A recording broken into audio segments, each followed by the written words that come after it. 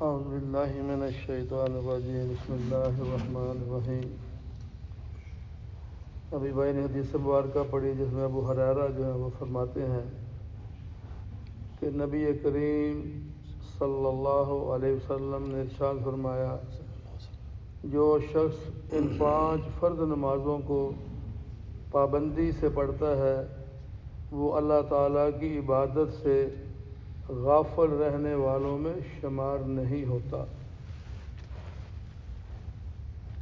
5 نمازوں کی پابندی، لیکن نماز کو نماز سمجھ کر پڑھا جائے، محض حرکات و سکنات کا نام نماز نہیں کہ رکوع سجدہ کیا۔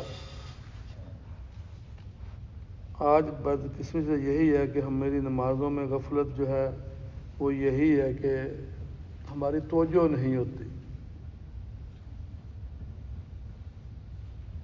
وہ علامہ صاحب نے کہا نا، میں جو سر بے سجدہ ہوا کبھی تو زمین سے آنے لگی صدا، تیرا دل تو ہے صنم آشنا، تجھے کیا ملے گا نماز میں۔ کبھی اے حقیقت منتظر نظر آ لباس مجاز میں، کہ ہزاروں سجدے تڑپ رہے ہیں تیری جبین نیاز میں۔ نماز ان الصلاۃ تنہا عن الفحشاء والمنکر، یقیناً نماز برائیوں سے نوک ٹوک روک ٹوک کرتی رہتی ہے۔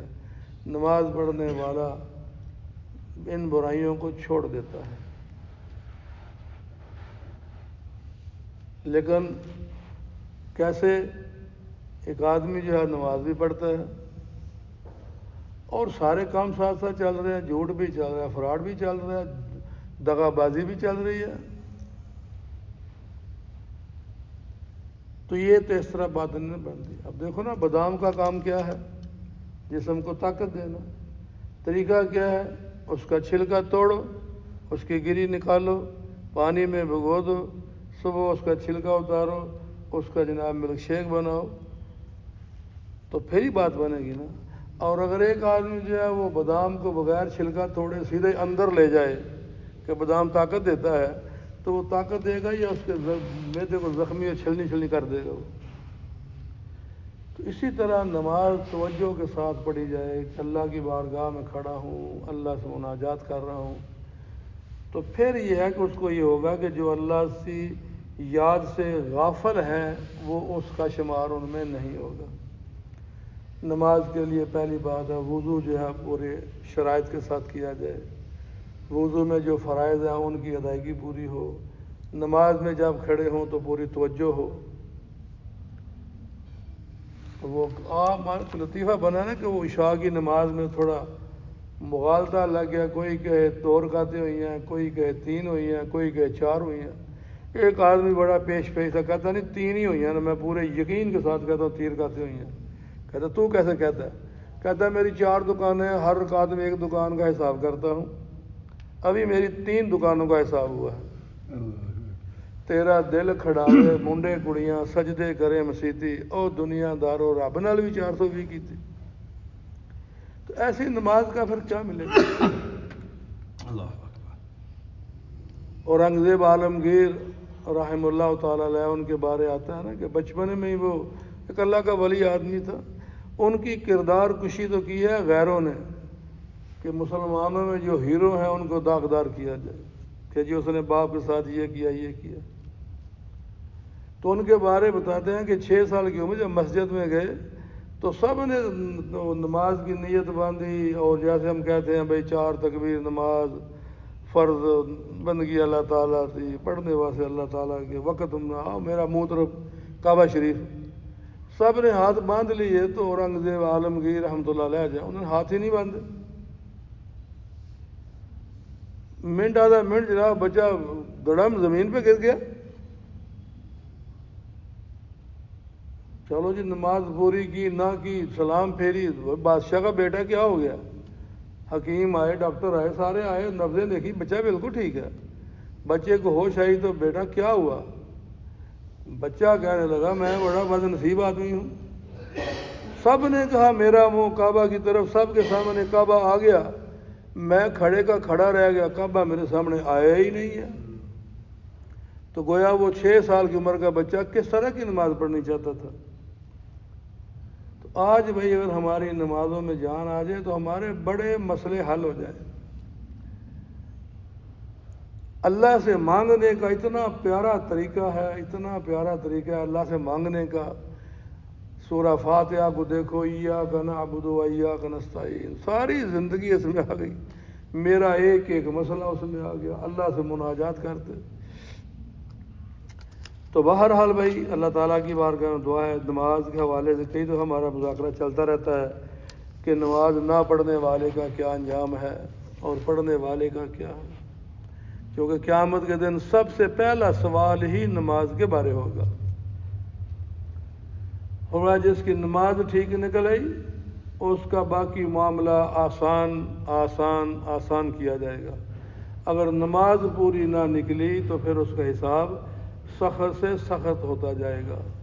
آج ہمارے پاس دکان میں کوئی دوست آ جائے تو وہ اس کی چائے پانی میں، اس کے ساتھ گفتگو میں ہماری نماز واجبات چلی جاتی ہے.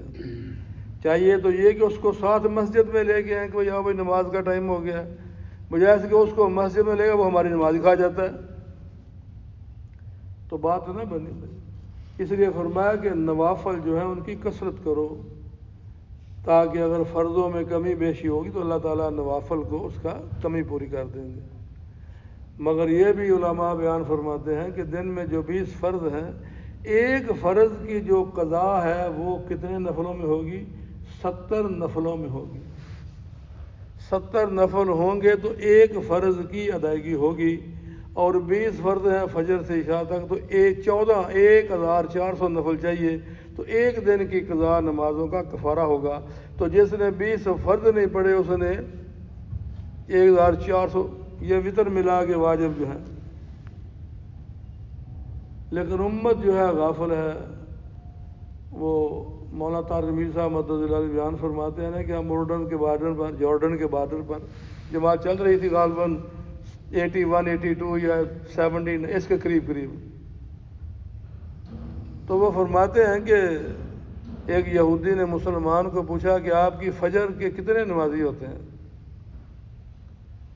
تو اس نے کہا تمہیں اس سے کیا تعلق ہے؟ ہمارے جتنے بھی ہوں. کہتا نہیں ویسے میں نے پوچھا تمہارے فجر میں کتنے نمازی ہوتے ہیں. اب مسلمان بتا نہیں رہا، یہودی اس کی جان چھوڑ نہیں رہا، بارڈر پہ آپس میں آمنے سامنے. آخر جو ہے نا یہودی کو یہ بتانا پڑا کہ ہماری کتابوں میں یہ لکھا ہوا ہے کہ جس دن مسلمانوں کی فجر کے نمازی جمعے کی نماز کے برابر ہو جائیں گے اس دن یہودی دنیا سے مٹ جائیں گے. اس لیے آج ہمارے ہاتھوں میں وہ چیزیں آ گئی، ہماری بیٹیوں، ہماری مائیں بہنیں، کہ جناب بس کیا کریں گے، تباہی ہوتی جا رہی ہے. تو اللہ تعالیٰ کی بارگاہ میں دعا کہ اللہ تعالیٰ ہم سب کو، پوری امت کو، مردوں کو مسجد میں باجماعت نماز ادا کرنے کی توفیق عطا فرمائے، عورتوں کو گھر میں وقت پر پڑھنے کی توفیق عطا فرمائے. کچھ بھائی جو ہیں بغیر کسی شرعی عذر کے گھروں میں نماز پڑھ لیتے ہیں، اس کے بارے بہت سخت حکم ہے. مسجد میں اگر کوئی شرعی عذر نہیں ہے، کوئی بیماری نہیں، کوئی ایسی بات، تو پھر اسے مسجد میں ہی پڑھنا چاہیے. جیسے روایات میں آتا ہے کہ اگر فجر اور عشاء کی نماز کے اجر کا پتہ چل جائے کہ باجماعت نماز کا کتنا اجر ہے، تو اگر زمین پر گھسڑ کے بھی اس کو آنا پڑے تو وہ مسجد میں آ کے نماز پڑھے گا. تو بات بنے گی ساری یقین سے. جب ہمارا یقین یہ ہے کہ پیسے سے کام بنتے ہیں تو پھر نماز کی تو اتنی لوڑ نہیں ہے، کوئی لوڑ نہیں بھائی. تو پیسہ ہوئے تو کام بن جاتا، لیکن نہیں، یقین یہ ہو کہ اللہ راضی ہوگا تو ہمارے کام بنیں گے، نماز پڑھیں گے تو ہمارے مسئلے حل ہوں گے. پہلے جو اولیاء کرام گزرے ہیں ان کی ماؤں نے اپنے بچوں کی تربیت نماز سے ہی کی ہوئی ہے. تو اللہ تعالیٰ مجھے آپ کو عمل کی توفیق عطا فرمائے. اللہم لک الحمد کما ینبغی لجلال وجہک وعظیم سلطانک. اللہم صلی علی محمد وعلی آل محمد کما صلیت علی ابراہیم وعلی آل ابراہیم انک حمید مجید.